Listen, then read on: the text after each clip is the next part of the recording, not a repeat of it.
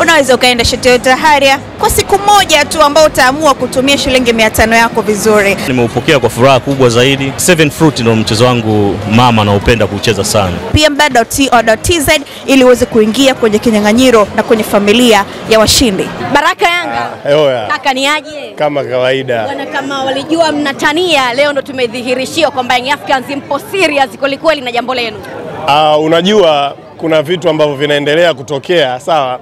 TFF, bodi ya ligi na mamlaka za soka zilizopo wanahisi kama Young Africans vile tunagushi, lakini sisi tayari tuna historia ya kuwa na misimamo mikali hasa yenye tija kwa soka na yenye tija kwa Young Africans. Hii imeonyesha dhahiri kwamba sisi hatutanii, sisi tunakimaanisha ambacho tunakisema. Sisi kutokucheza mchezo tarehe 15 walio upanga wao, sisi tunamaanisha, na leo naona wamedhihirishwa wazi kwamba hiki kitu ambacho sisi tunakisema tunakimaanisha. Unajua sisi tunasema hivyo kwa sababu, na leo wazee wangu wamekuja na hoja za msingi sana. Yaani kuna muda nimefikiria kweli Yanga wana wazee smart sana na wenye uweledi na wanaojua mpira. Niambie kwa nini? Kwa nini? Wazee wamekuja na hoja mbili leo za msingi sana. Mechi ya tarehe 8 mwezi wa 3, nilikuwa nasikiliza na kufuatilia kikao hiki vizuri na kwa ukaribu sana. Mechi ya tarehe 8 mwezi wa 3, wa kwanza aliyosema kwamba hachezi ni Simba, na alitoa sababu kwamba hakuweza kutrain. Sio, umeelewa? Hiyo ndio ilikuwa sababu yake kama Simba kutocheza mchezo huo. Lakini bodi ya ligi wakaja wakatoa sababu za kuahirisha mchezo ni kwamba kuna viashiria vya rushwa na uvunjifu wa amani. Kwa hiyo unaona ni sababu mbili tofauti ambazo zimetolewa kwa ajili ya kutetea mchezo huo usiwepo tarehe 8 mwezi wa ngapi? Mwezi wa 3. Kwa hiyo unaona waziwazi kwamba kuna shinikizo kutoka nyuma, kwa sababu sababu zao zenyewe binafsi zinakuwa haziko sawa.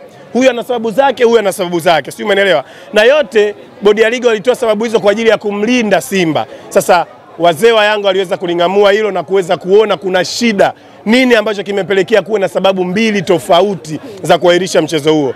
Na kiukweli ukiangalia kuna sababu za msingi za wao kuhoji, ilibidi watueleze. Mchezo huo umeahirishwa kwa sababu Simba alisema hakutrain katika siku moja kabla ya mechi, au mchezo huo umeahirishwa kwa sababu ya uvunjifu wa amani, viashiria vya uvunjifu wa amani au rushwa. Na sasa kama ni uvunjifu wa amani au rushwa, je, kuna maelekezo gani yaliyotoka katika vyombo ambavyo vinahusika na vitu hivyo vyote viwili? Rushwa TAKUKURU wapo, walitoa maelezo gani? Je, waliona kuna viashiria hivyo? Maana wao ndio na mamlaka ya kuchunguza. Lakini je, jeshi la polisi ambao wanashughulikia amani yetu na kulinda amani yetu katika nchi yetu, sasa je, pia wao waliona kama kuna viashiria vya uvunjifu wa amani? Lakini wote walikana na kusema hatujaona viashiria hivyo.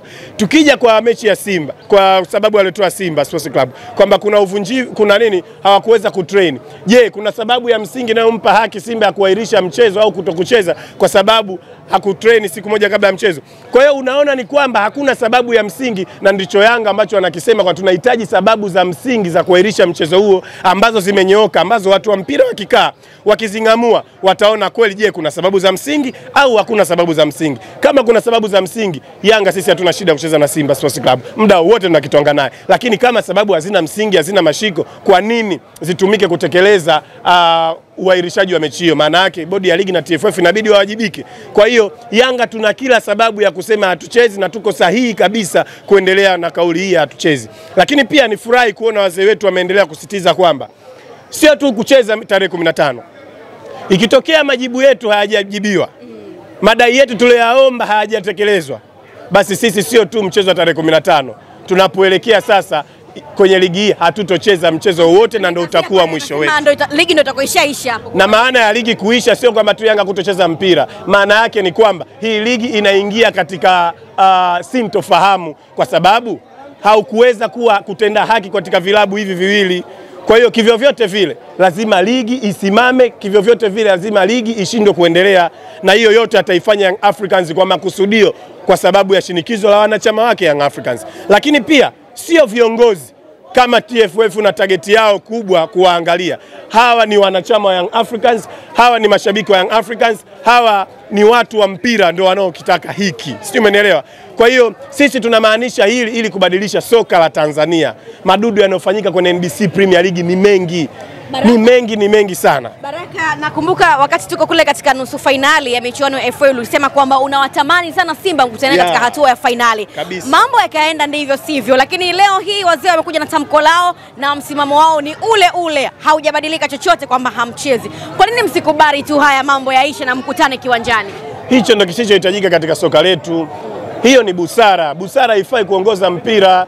Si umeelewa? Ukiweka busara, mpira utashindwa kuongoza katika misingi yake. Na ndio wazee wa Young Africans, washabiki wa Young Africans, viongozi wa Young Africans pamoja na watu wa mpira wanachokitaka. Yanga inasapotiwa na watu wengi. Mimi ndo nakwambia watu wa mpira wote wanasapoti Yanga anachokifanya. Vilabu vidogo vidogo vyote vinaisapoti Yanga anachokifanya. Kwa sababu gani? Tunataka kuhamisha mpira wetu kutoka kwenye busara kurudisha kwenye kanuni na taratibu na sheria. Na hizo ndo zitakuwa njia sahihi za kuongoza mpira wetu. Sawa. Kwa hiyo maagizo yakifuatwa basi nyinyi kila kitu kinaenda sawa. Na sio kwamba mnaihofia timu Simba. Hatumhofii Simba hata kidogo, na mwenyewe anajua. Kwanza yeye mwenyewe anafurahi kuona sisi hatuchezi. Sababu anajua akiingiza timu, Yanga akiingiza timu ujue salasa harba hamsa 6 7 zinamuhusu. 7 kaka. Nakwambia. Ya Mutale yule. Gari limewaka kaka. Brother, hamna mchezaji pale. Hakuna kitu. Bwana mimi nikushukuru sana, lakini nataka nigusie kidogo lile swala la mwana FA. Naona kama limechukuliwa tofauti kwenye mkutano wenu pale. Halijachukuliwa tofauti, watu wamelingamua kwa kina na kwa uyakinifu. Mwana FA alichokifanya kama kiongozi wetu, kama naibu waziri wa michezo, amekosea. Kwa sababu gani? Zipo mamlaka zinazohusika na upangaji wa mechi, zipo mamlaka zinazohusika na utekelezaji sawa wa hizi sheria na kuhakikisha kwamba mpira wetu unafuata sheria na kanuni. Sasa Mwana FA anaongea kama nani? Naibu waziri. Anaongea kama naibu waziri wa michezo. Naibu waziri wa michezo unatakiwa wewe kusimamia masuala yale ambayo TFF watakuomba sawa uyaangalie, lakini sio kuingilia mpira moja kwa moja. Kusema kwamba dabi ipo, yeye amekosea. Anaongea kama nani?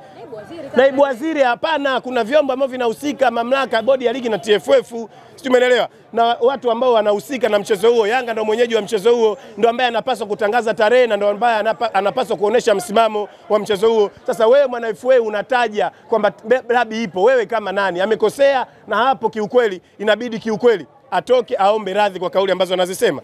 Unajua ukiwa kiongozi unatakiwa uwe mtu katikati. Usiwe unachagua upande. Uwe nyutu. Anachokionyesha Mwana FA ni kuchagua upande, kaamua kuishikilia nani? Simba. Umeelewa? Kuiforce Yanga icheze tarehe 15 manake unaibeba Simba huko upande wa Simba Sports Club, na iko hakitakiwi. Baraka, naibu waziri hakumaanisha kwamba ndio hivyo mpeleke timu, labda pengine alisema tu kwamba uwanja uko tayari, kama kuna michuano inaendelea basi naweza kaendelea. Sasa je, yeye anasema uwanja upo tayari, mwenyeji wa uwanja ni nani? Si Young Africans ndio mwenye mechi. Wewe una uhakika gani kama atatumia uwanja wa nini wa taifa? Yeye ndo mwenye mipango. Sasa unavyosema uwanja upo tayari, ndio ujue kwamba anakosa uweledi. Angekuwa ni mtu ambaye anahusika asingeweza kuongea kitu kama hicho, lakini kwa sababu sio mtu ambaye anahusika ndio maana ameweza kutoa kauli kama hizo. Wewe kama naibu waziri unasemaje uwanja wa Benjamin upo tayari? Yanga ndio mwenye mechi, wewe unajua anatumia uwanja gani? Je, kama akiamua kutumia KMC wewe unasemaje ipo tayari? Kwa hiyo anakosea, anaingia mamlaka ambayo hazimuhusu. Sawa, lakini nimeshuhudia hapa wazee wakipigilia msumari kwamba endapo kuna kiongozi kutoka Young Africans atakwenda kupeleka timu, basi milango Jangwani iko wazi kuanzia ngazi ya engineer mpaka wale wanaomfuata. This is Young Africans. There is no who is above than Young Africans team. No one who is above than Young Africans. Wasielewa faida mtazamaji. Yani hakuna mtu ambaye yupo juu zaidi ya Young Africans.